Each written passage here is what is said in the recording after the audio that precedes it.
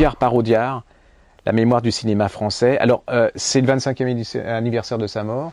Ça avait disparu, c'est une réédition. Alors, ne tardez pas trop parce que c'est fait par René Château et je suis pas sûr qu'il y en ait beaucoup. Il y a des textes d'hommage de Girardot, de Carmé qui est absolument merveilleusement tendre. Il y a des textes sur le docteur Schweitzer qui est à plier de rire. Là, il s'en relèvera pas, le docteur Schweitzer, ça c'est sûr. Vous avez toute sa filmographie. Vous avez bien sûr toutes ces phrases qui tuent.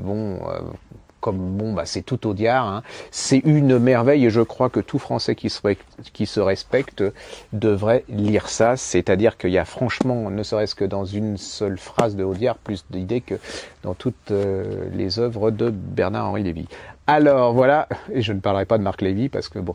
Donc précipitez-vous, c'est Audiard par Audiard, la mémoire du cinéma français, en René Château. Une merveille, une Bible, nous on l'a tous pris, hein, on l'a tous eu, on a les 2 éditions, c'est merveille. Juste pour finir par Audiard, il y a peu de gens ne le connaissent forcément celui-là, c'est l'autre Audiard, c'est Michel Audiard, La nuit, le jour et toutes les autres nuits.